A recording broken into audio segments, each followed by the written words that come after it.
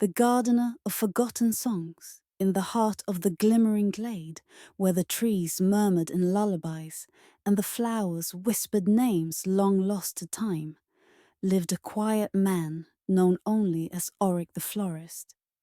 But he was no ordinary florist. His hat brim carried blossoms that had never been seen by mortal eyes, and his coat was stitched not with thread, but with vines of memory. His silence was legendary, for he had not spoken aloud in over 100 years, not since the day he became the keeper of the garden of forgotten songs. Each morning, with eyes closed and soul attuned, Oric would walk through the pathways of the glade, tracing spirals in the air with his long, graceful fingers. Wherever he moved, blooms would rise from the soil, each flower representing a song once sung by someone who had lost hope, or a melody once hummed by a forgotten lover. These flowers were sacred, for each contained a story the world had tried to forget. He wasn't alone in this garden. There was Bellarmé, the wind sprite, who wore petals for wings and trailed Oric like a ribbon on the breeze. She spoke in gusts and rustles, carrying messages from distant hills and old broken pianos. There was Thornwick, a misbehaved bard turned into a dandelion for stealing magic.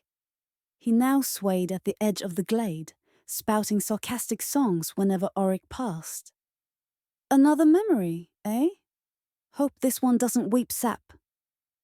And deep underground, within a root-tangled grotto, slumbered the only threat to the garden, Mirella, the morning shade. She was a woman of smoke and shadow, condemned to forget her own name and to hunger endlessly for the songs Oric guarded.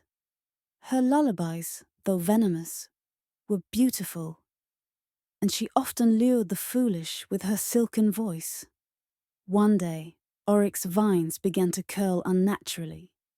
His flowers, normally radiant, dimmed at the tips. Bellarmé cried out in rustling tones, "The roots are poisoned! Something stirs beneath!" Mirella had awakened. She emerged like dusk rolling in, trailing shadow across the glade, and for the first time in a century, Oric opened his eyes. "Keeper," Mirella said, her voice the sound of rain on gravestones, "share with me a single flower, that I may remember the one I once loved." Oric's lips parted, though no sound came. Instead, he plucked a single bloom from his chest, an auburn-petaled blossom woven with gold, and held it out. Mirella hesitated, weeping. She reached with trembling fingers, but Oric did not release it. Instead, he whispered, so soft that only the garden heard, "You already remember." The flower dissolved into golden threads that wrapped around Mirella's form. Her shadow melted, her tears became roots, and where she had stood, a new tree burst forth, its bark pale as moonlight, its leaves whispering a name no one dared speak aloud. The garden sighed in relief. Oric, once again, closed his eyes. His silence returned. Bellarmé danced overhead, and Thornwick muttered a grudging song of respect. And from the centre of the glade, a new melody rose, a song of sorrow, love, and release. The garden of forgotten songs had remembered one more truth, and the florist, silent and serene, remained its eternal guardian.